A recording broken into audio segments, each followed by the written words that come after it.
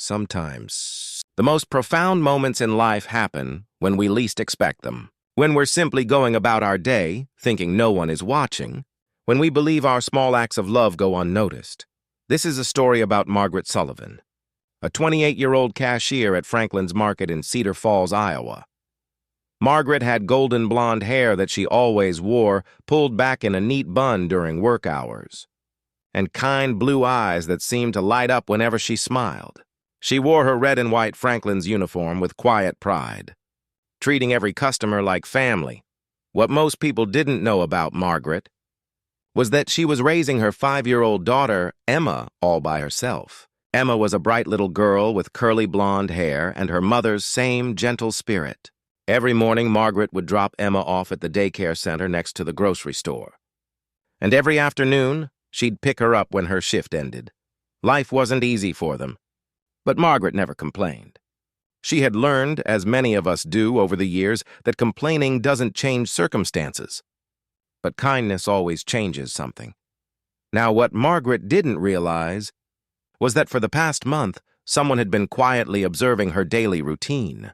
Someone who understood, perhaps better than most, the weight of responsibility she carried. David Harrison was 42 years old, a man who had worked his way up from stock boy to chief financial officer over 20 years with the Franklin's chain. He had salt and pepper hair, kind brown eyes behind wire-rimmed glasses, and the sort of calm presence that came from years of making difficult decisions with wisdom and compassion. David had a habit, one that his wife often teased him about. Once a month, he would dress in his best navy suit and tie, but instead of going to board meetings, he would quietly visit different Franklin's locations, not for inspections or evaluations, but simply to remember where the company's heart truly lived. In the aisles, with the employees, with the customers who trusted them. On this particular Tuesday afternoon in November, David was standing near the pharmacy section pretending to read vitamin labels, when he noticed something that made him pause. It was 12:30, Margaret's lunch break, but instead of heading to the break room like her colleagues, she walked over to the daycare center. David watched through the large windows as Margaret sat on a small chair, much too small for her, and shared her lunch with little Emma, half a sandwich, half an apple, half a small bag of chips. Margaret would take tiny bites, making sure Emma ate most of everything. Then she would read to her daughter from a worn picture book, the same one, it seemed, that Emma never tired of hearing. The next day, David found himself in the same spot at the same time. And the next day after that, always the same routine. Margaret giving up her own lunch break, making sure her daughter was fed and felt loved in the middle of what must have been a long day for both of them.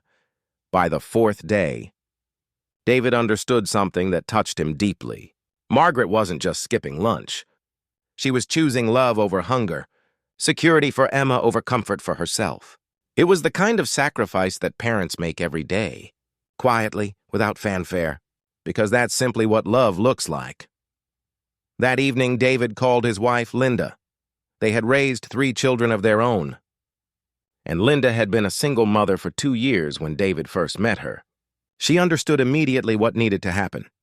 Every child deserves to see their parent eat lunch, Linda said simply.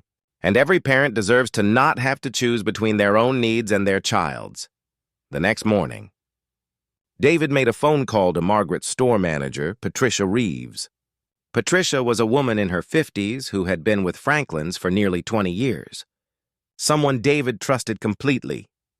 "Patricia," David said, "I need you to help me with something, but I need it done quietly, with dignity." "Can you do that?" "Of course, David. What do you need?" "I want you to call Margaret Sullivan into your office this afternoon. Tell her that corporate has been reviewing employee files, and they've selected her for a special recognition program." Patricia was quiet for a moment. Then she said, "David, what kind of recognition?" "The kind that comes with a promotion to assistant manager, a 20% salary increase, and the kind of benefits package that includes full health care for her and Emma." Patricia's voice was warm when she responded. "I'll make sure she knows she's earned it. One more thing, Patricia.